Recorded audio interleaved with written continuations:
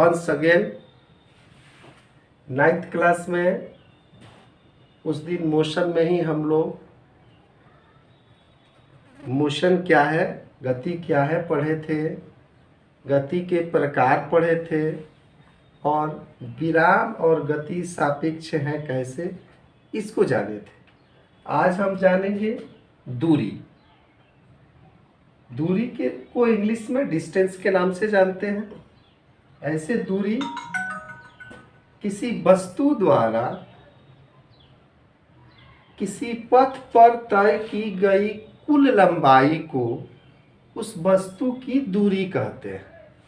किसी पिंड या किसी वस्तु द्वारा उसके पथ की तय की गई कुल लंबाई दूरी कहलाती है।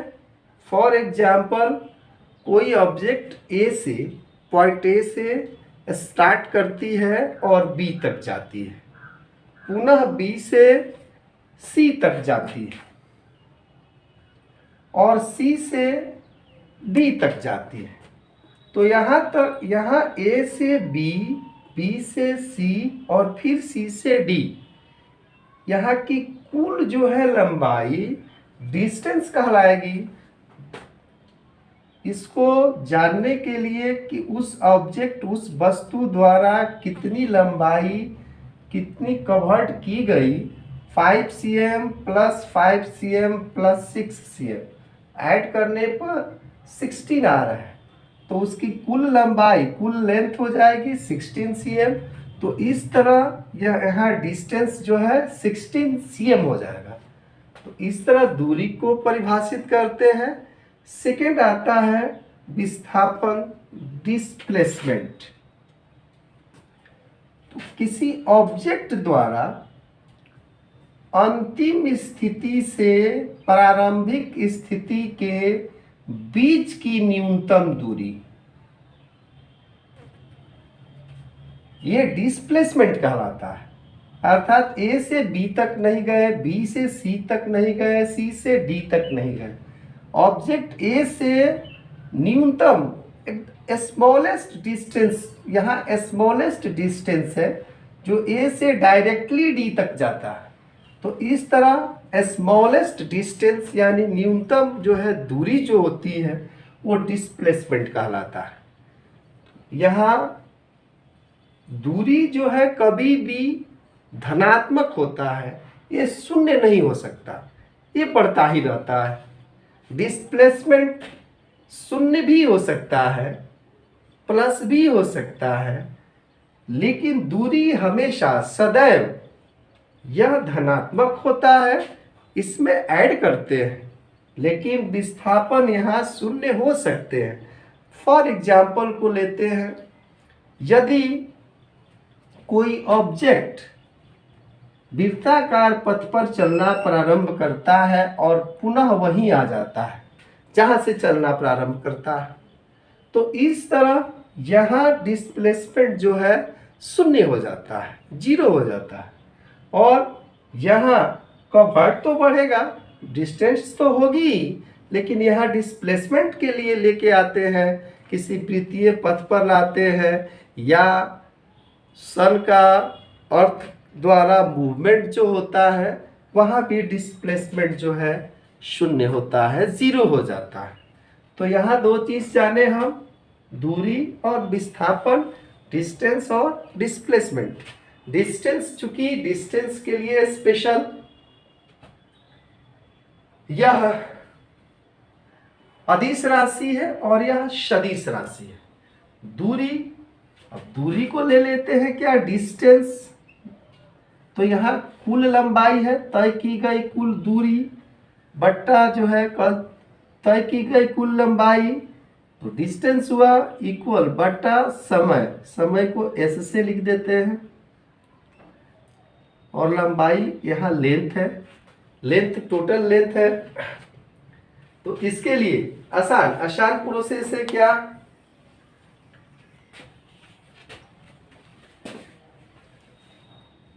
यहाँ हमेशा सदैव क्या बोले अभी, धनात्मक भूल जाते हैं बच्चे, यहाँ शून्य भी हो सकता है, डिस्प्लेसमेंट शून्य भी हो सकते हैं। यहाँ बता दिए क्या, यह अदिश राशि है, यह सदिश राशि है। इसका यूनिट जो है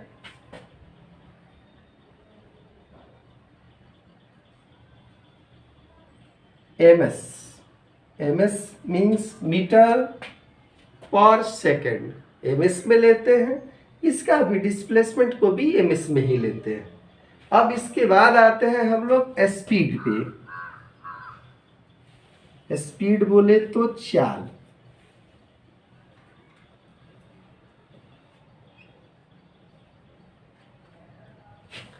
चाल के लिए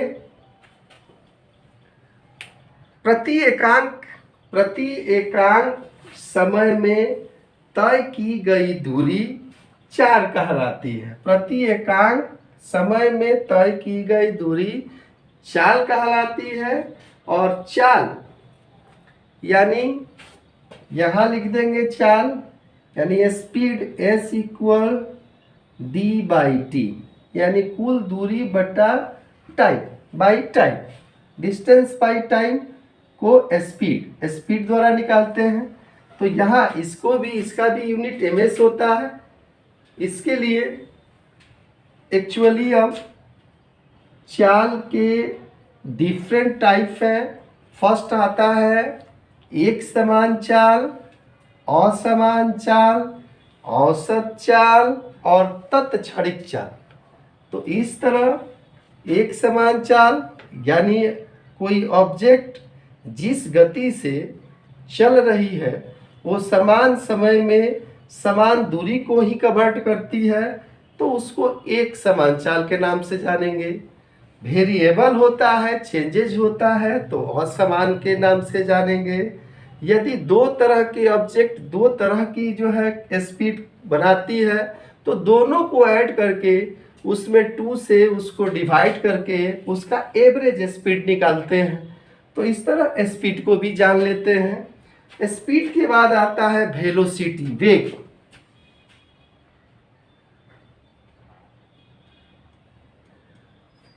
अब विस्थापन के दर को वेग कहते हैं।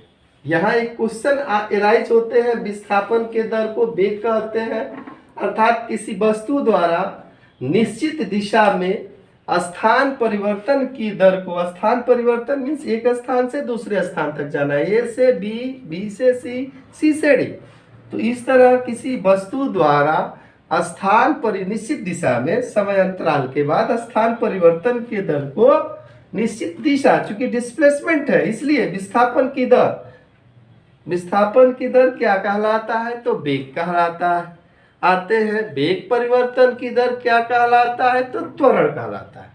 तो वेग परिवर्तन की दर को त्वरण कहते हैं, विस्थापन की दर को वेग कहते हैं। यहाँ दो चीज जान लिए हम, त्वरण और वेग। अब त्वरण के लिए स्पेशल लेते हैं, यहाँ भी एक समान त्वरण, असमान त्वरण। चाल में जैसे अभी हम लोग पढ़े वैसे ही वेग में भी आते हैं, औसत वेग भी आते हैं।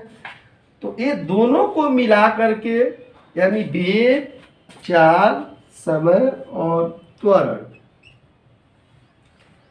को एक्सीलरेशन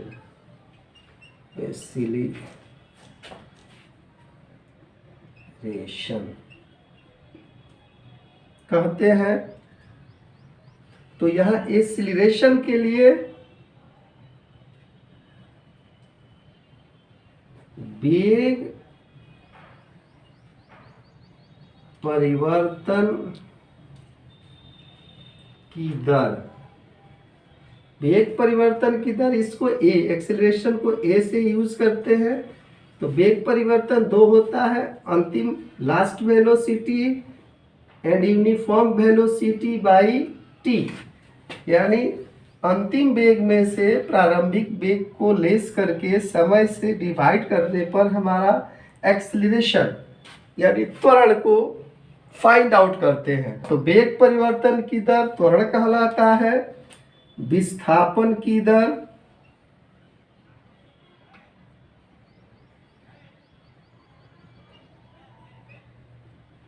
वेग कहलाता है। विस्थापन की दर को वेग कहते हैं, वेग परिवर्तन की दर को एक्सेलरेशन त्वरण कहते हैं। तो यहाँ हम 4 चीज जान लिए, दूरी, विस्थापन, 4, वेग, त्वरण। अब इसके बाद आते हैं ग्राफ में। ग्राफ के लिए एक्चुअली होता क्या है कि दो राशियों को, दो परिवर्तनशील राशियों को चित्रित प्रदर्शन, दो परिवर्तनशील राशियों के चित्रित प्रदर्शन को ग्राफ कहते हैं। और ग्राफ में एक्चुअली क्या होता है कि दो इसमें हम लोग अक्ष लेते हैं, एक एक्स और एक वाई। एक्स वाई अक्ष लेकर के उसको ग्राफ बनाते हैं हम लोग। इस ग्राफ में चाल समय ग्राफ आता है, दूरी समय ग्राफ आता है, वेग समय ग्राफ आता है। ये हम नेक्स्ट वीडियो में पढ़ेंगे और उसमें इसको सिद्ध भी किया जाएगा। इस वीडियो में इतना ही। Thank you.